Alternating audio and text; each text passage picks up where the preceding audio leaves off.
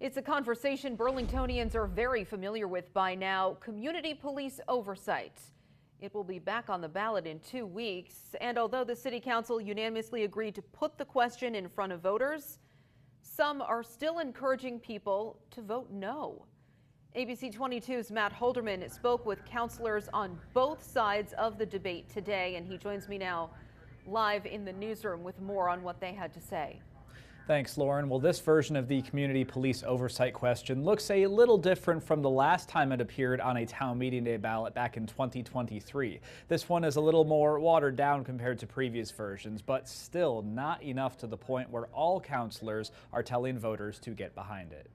I voted to put it on the ballot, but that doesn't mean that we all support it. It's been one of Burlington's biggest talking points since cases of police brutality came under a national spotlight in 2020. Should citizens have a say in cases of alleged police officer misconduct? Right now, Chief John Murad is the sole authority allowed to resolve those cases, but question 2 on the November ballot will ask voters if the police commission should have a larger role and even have the power to hire outside investigators to look at misconduct cases. This measure is a step in the right direction towards good governance and transparency. As has been the case previously, the measure has support from progressives, including Ward 1 City Councilor Carter Newbeezer, who's been involved in Burlington police oversight conversations since before the protests in 2020. I think this empowers the police commission, which has been what I've advocated for since the beginning of this conversation. I served on the 2018 special committee to review policing practices. I think that's the right move. While Democratic city councilors agreed with progressives that voters should have a chance to decide on this again, not all of them want voters to approve it. That includes South District Councilor Joan Shannon, whose lawn voiced strong support for Burlington police and thinks this charter change would hurt the department. It's extremely hard for anybody to hire police officers, and we need to make Burlington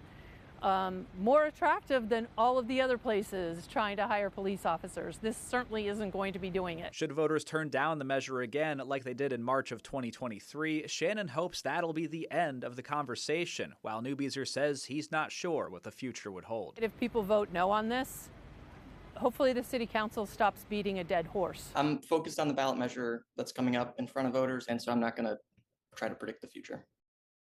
Reached out to the Burlington Police Department to try getting Chief Murad's thoughts on the matter, but they told me he's been out of town for a conference. However, Shannon says both Murad and members of the police union once again do not support this measure. One other point Newbeezer made, though, was that much of what is written in the ballot item is already in place via department directive, so he thinks this wouldn't be much of a shift at all from current policy. Live in the newsroom, Matt Holderman, ABC 22 News.